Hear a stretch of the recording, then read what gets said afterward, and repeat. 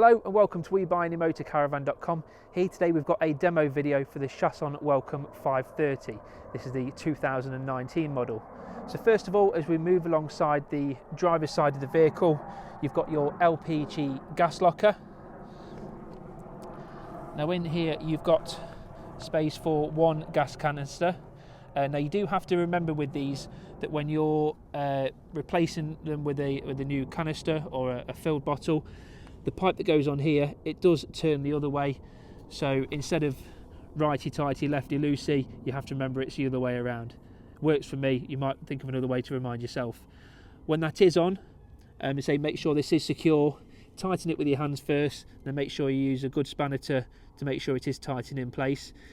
You've then got your open and close valve on top, just to make sure, obviously, to make sure that the gas is coming through. Now remember, when you do come to pack up and drive away, make sure the gas is turned off just for safety reasons. So just next to the habitation door, which has got your awning above and an awning light, the switch for that is on the inside where the control panel is. You've got your vents here for the fridge freezer. You don't really need to do anything with that, but then moving along from there, because this is under the bathroom area, you've got your cassette toilet. So this just lifts up and straight out. This pipe will turn to empty out. You can rinse it as many times as you want. Now, when it is important to remember, when you put it back, put about half a litres worth of fresh water back in. To actually help clean the cistern, you can either get cleaning chemicals to put in, or you can actually get some tablets which go straight into the cistern. And then finally on this side you've got an external gas point, ideal for when it's underneath the awning. You can put on your barbecue on the nice summer nights. And then finally underneath you've got your wastewater drain. So there's a lever underneath here. Now depending on what campsites you go to, it is usually well signposted where you can go to drain off all your waste. It's normally a case of just driving over to a point where the sign is, get out, drain it off, turn the switch back, and then you're good to go again. The rear of the motorhome, you do have an external storage locker, which does just lift up, and then it is on struts, so you don't have to secure it in place at all. Quite clever about this, because it being quite a compact vehicle, they really have to make the most of the storage in here. So you can see you've got two shelves which are both just magnetised. You do have to give them a bit of a pull, but then they're quite easy just to put back into place. We've got one there, another one above. You've also got a couple of shelves in here, so for example on the other side, if the camera pans round, you've got the electric hookup. You could put anything you want in there. Let's say it has got spaces for bags or a suitcase or whatever you need when the shelves are up. Okay, now when you come to secure the locker, once you're finished with it, simply just turn the handle round. You've got your locker key. Turn it to the horizontal position and then simply push it to, and that is locked. Open it, simply put the key in, that pops out then, spin it round, and then you can open it, and you have got one of these on either side. Okay, so you will notice on the rear of the motorhome the bike rack is higher than you would typically see on another motorhome, but this is quite clever. It does drop down with the use of the awning pole, fold into place, and it has got a magnet on the end which just hooks on and then simply wind. You will notice as well there is a safety catch to make sure that is taken off before you try it. And then when it is back up in place, make sure you just tighten it back on, just for safety reasons. And you'll notice, you may be able to see from the view there, that above the bike rack, this motorhome does come fitted with a reversing camera as well. Okay, so once you've fully wound this down and got it into place, there are a couple of safety hooks just need to take off. One there, make sure this one is up as well, and then hold it securely, and that pulls down. You've got the straps here which can loosen to go over the wheel, and then you've got this bar here that will come down and goes over the frame of the bike. And then above the roof rack you have got a reversing camera as well. So also along the driver's side of the motorhome you have got a full length awning, which has got a separate awning pole. Works very similar to the bike rack. Just be careful when you are using this that you don't bang it against the side of the motorhome. You don't want any unnecessary dents. Again, really easy to wind out.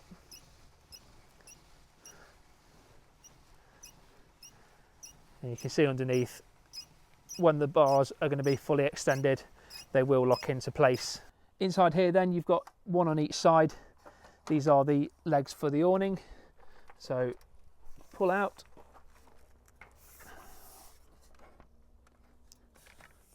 Just make sure it's into place.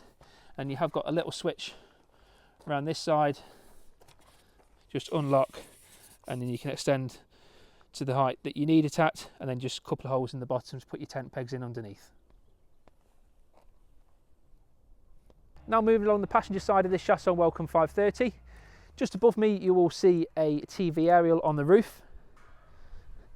And as we move along, just underneath you've got your mains hookup for your 240 volt. So just make sure you've got it the right way round with the 2 pins at the top. It's under there and the lid goes above. That slides into place, and when you come to take this off, just pull the little blue lever down and it will just come out easily. Next to this, in here, you've got your fresh water tank. So that will pull out and rest on there, and you can fill up your fresh water tank from there. Just inside there is a brown lever which is to empty the fresh water tank, and then there is a drain underneath. You'll be able to hear the water coming out now. And then finally inside this locker you've got your fuse board and your trip switches in there as well. Now the fuses that you can see in there, if you do need to replace any, they are easily to pick up at the likes of Halfords and places like that as well. Okay, as we move closer to the passenger door on the near side of this vehicle, you have got in here your vent for the Truma hot water system. So this does come off. Now, important thing to remember is that when you're using the mains electric, so your 240 volt, you can leave this on. If you're using the gas to heat your hot water, so if you go off grid at all, do have to make sure that this is taken off just for safety purposes. Now it will flash up with a warning if it is left on and the gas is tried to be used as well. And this simply just hooks back on and clicks back into place. Just be careful, it can be a little bit stiff when you're trying to take it off as well. Next to this, we've got an external shower point. And then if I just open the passenger door, you've got your diesel point and your AdBlue underneath. Now again, when you do need to refill with the AdBlue, you will get a notification on the dashboard as well. And just simply close back up and shut the door. So finally, just coming around to the front of the vehicle, you see it has got daytime running lights. There's fog lights underneath. Now when you come to open the bonnet, this does work slightly different with it being built on the Ford chassis as opposed to others. Just get your ignition key into there. Now you can see a little sign there, there's arrows with 1, so you turn it once to the left and then fully round to the right for 2, and then the bonnet will open. So it clicks open at 1, turn it round for 2 and opens from there. And you've got it. Hold it in place. So just having a quick look in the engine here, you can see you've got your washer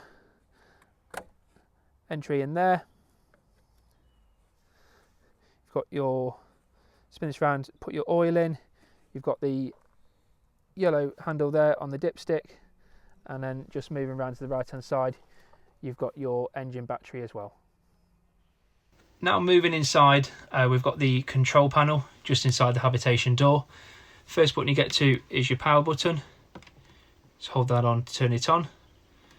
Second button along, you've got a light switch, just to switch some of the lights on inside. Some of the lights you will notice have got their own individual switches. Next button is for the water pump. Now you will need that for the toilet system and for the hot water heating. And then finally you've got your awning light as well, which turns on there. Just quickly on the right hand side, you'll see you've got a green light. This is next to the mains hookup symbol, so just showing that you're currently plugged into the mains. The one above that, that will only light up if you've got low voltage or if there's a fault or a fuse gone or something along those lines. Move along to the switches at the bottom. First one is your leisure battery, just showing the levels on that, so you're nearly at 100% on there. Second one along is for the engine battery, and then third one is for your water levels.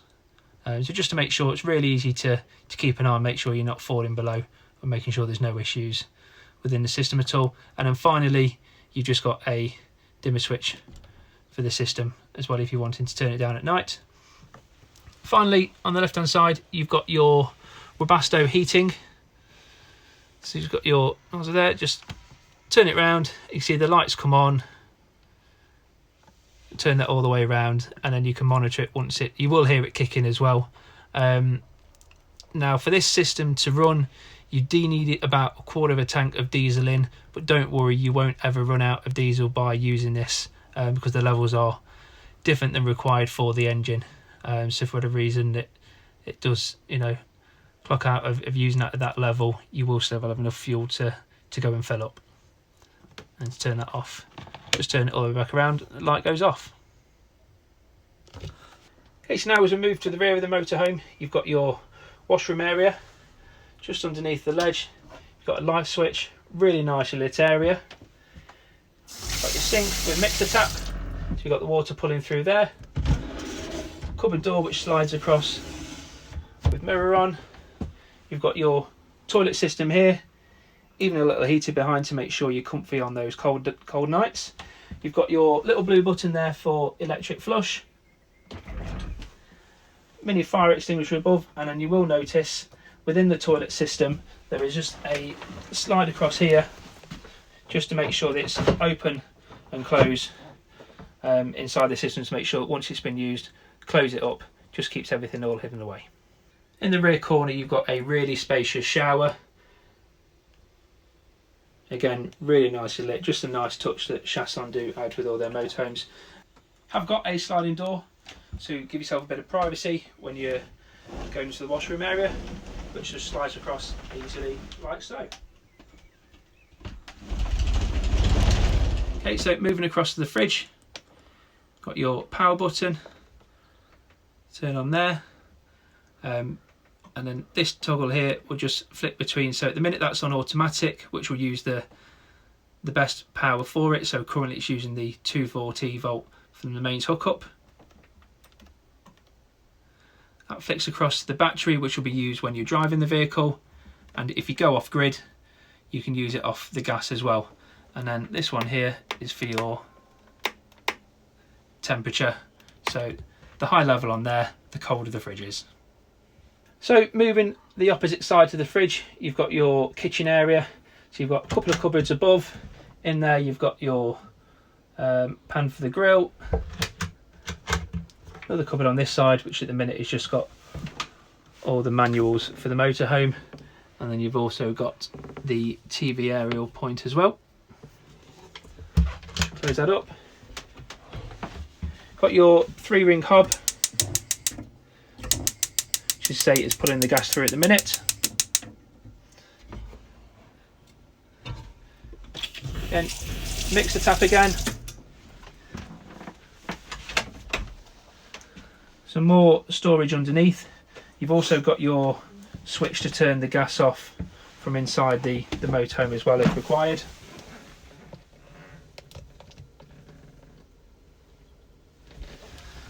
And then finally, you've got your oven grill in here. It's got your light switch, and you can just hear that kicking in there for the oven and grill. And again, just make sure that's all turned off when you finish using it. Just underneath the worktop, you've got a 240 volt mains hookup, and then you've got your switches here, one for the electronic table and one for the electronic drop down double bed.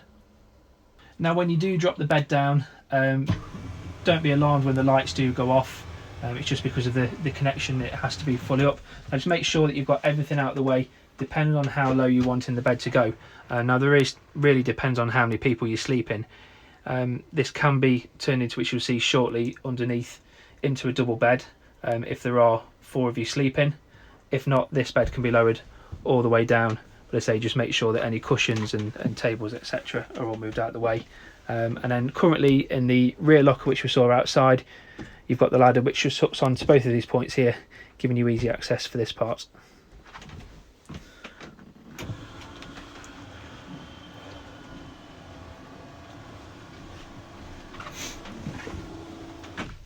In the washroom area, you have got another storage facility with some shelves. You've also got the net here to be used for the electric drop down bed, just to make sure that nobody falls out. And you've also got some filling cushions here to be used for the bottom bed if required.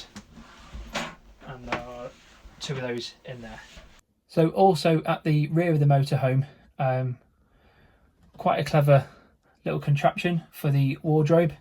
So you've got your push button like you have with the other storage lockers. That pulls out into place, and then you've got 2 wardrobe rails as well, one here and one just through the other side. And that simply then just closes all the way back up with your clothes on, close it back, and you've got this storage space to use again. So as I mentioned before, this is an electronic table. Manually you can open it up, you can pull this out as well, just giving you a bit more stability for when the table is fully open. Easy enough to fold that back into place. And then you have got a lever on this side as well, just making it really easy to move the table around however you need it best. And I'll just show you now how the table goes. Lower, and I say that is controlled from the kitchen area. Now I say depending on how your sleeping arrangements are, will depend on how low you'll want this bed to go. If you are using this area as another double bed, you would have to drop this all the way down to the bottom. Okay, so underneath the lounge area, you've got your control systems for the Truma boiler hot water system. The switch on the top is if you're using it from the gas, so it can either be set to 50 degrees or 70 degrees. And in the middle for off. Now again, as I mentioned before, if you are using it off the gas, please make sure you take off the plastic covering from the vent outside the motorhome. But as we are now, if we're hooked up to the mains, you can just use the bottom one. So you've got where it says Truma boiler EL for electric. Okay, so your windows within the motorhome do open. Just make sure that you press the little button in on either side to do so. It just pushes open, pull to, and they just click into place. Got your fly screen, which pulls down, and again just make sure it properly clicks in. Take that back up, and then you've got another blind, which again just show you here. Just make sure you do push those in, and then it just locks in at the top. So now just a quick look in the cab. To say this is an automatic gearbox, so when you're engaging gear, just make sure you've got your foot on the brake. At the minute it's in park. You've got your controls down there, including your air conditioning and levels depending on how hot you want it. Cruise control, And then you've also got that button there for the heated windscreen. This motorhome does benefit from cab blinds all the way around. Simply just put across into place. Just be careful when you're putting them back up to make sure they don't get too creased.